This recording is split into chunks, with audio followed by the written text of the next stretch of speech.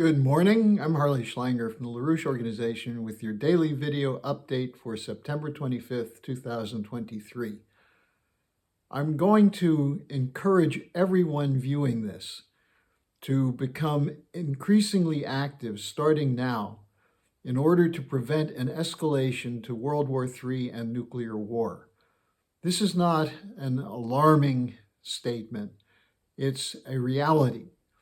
It's a call to mobilize the best sections of the people you know into action, because events over the last week have made it clear that in spite of the failure of the counteroffensive in Ukraine, in spite of the problems that have been imposed on the people of Europe and the United States because of the war policy, including sanctions, the energy policy, and so on, that the insane leaders of NATO, from Biden on down, intend to continue this war to the point at which they would leave the Russians no choice but to prepare to use nuclear weapons. Now, this means that we have to be on a very high level right now. Let me go through some of the updates, because it's crucial to understand that this is not a hyperbole, but it's actually unfolding right in front of us, but you're not getting the information because of the corruption of the disinformation industrial complex. Now, over the weekend, there were 2 attacks on the Russian Black Sea Fleet in Sevastopol. Missiles, drones, targeting the Black Sea Fleet precisely as Zelensky had said they would do in his speech to the United Nations. He said that for Kiev, expelling the Russian Black Sea Fleet from its home base, which is Sevastopol, is a priority. And 2 days later, these attacks occurred.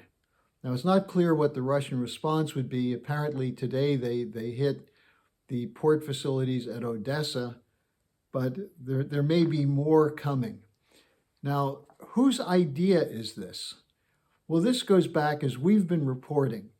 This is the British strategy to carry out what they call a Crimea Missile Crisis, to force a situation where Russia either escalates to nuclear war or backs down.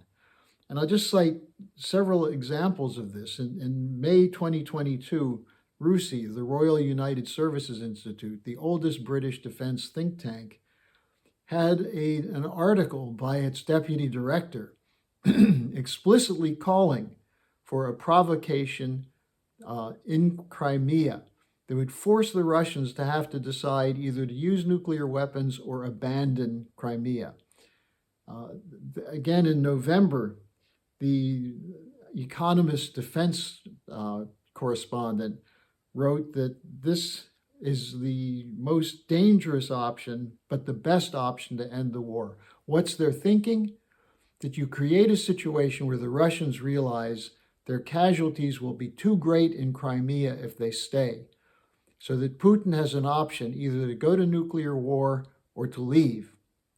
And what Boris Johnson said in January of this year is, don't worry, the Russians won't go to nuclear war. So they're playing a nuclear chicken game with your life and the life of your loved ones. That's how crazy the leadership of the British side of the Anglo-American NATO controllers are.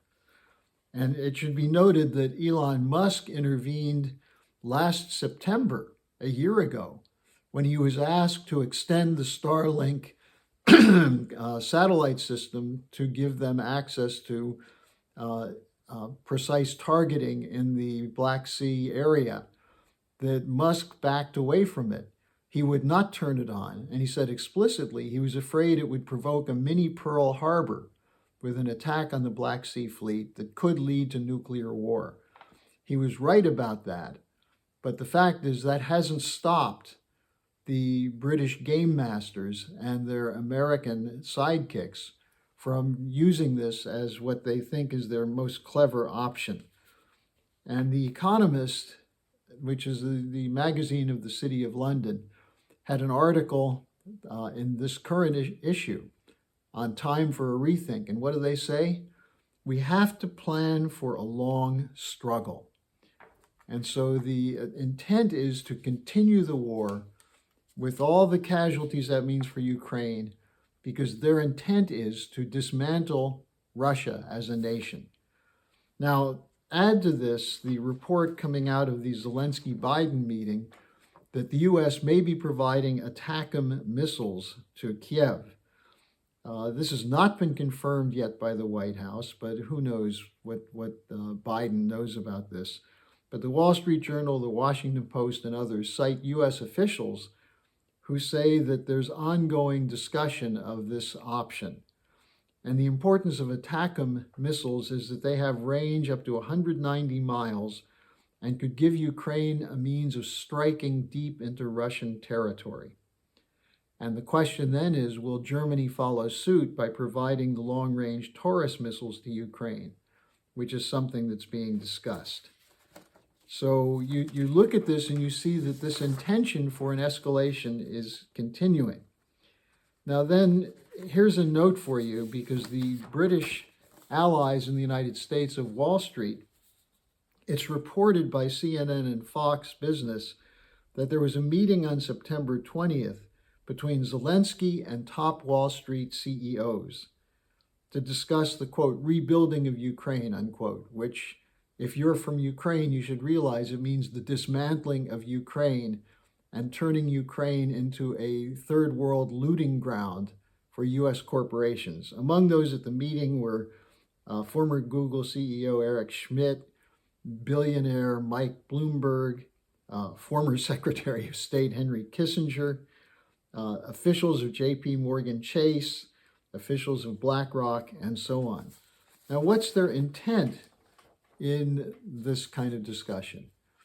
It's to carry out a full-scale looting of Ukraine after the war, after the Russians are driven out. And that's the strategy of NATO right now.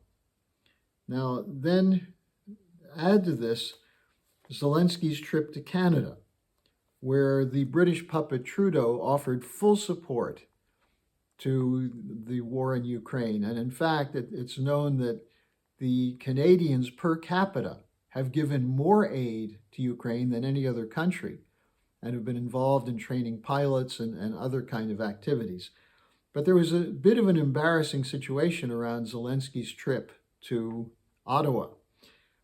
He was given many standing ovations in the parliament, but one was for someone who was introduced as a Ukrainian war hero.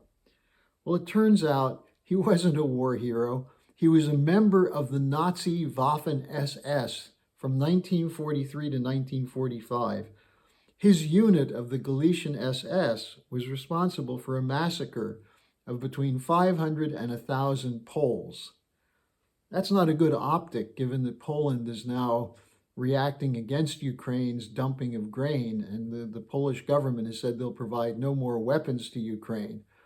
Well, imagine the embarrassment of Poland finding out that a Nazi war hero was greeted as a Ukrainian hero in Canada and given a standing ovation. The Speaker of the Canadian Parliament apologized. I don't think we've heard from Trudeau yet, but it certainly is an embarrassing situation for the Canadians.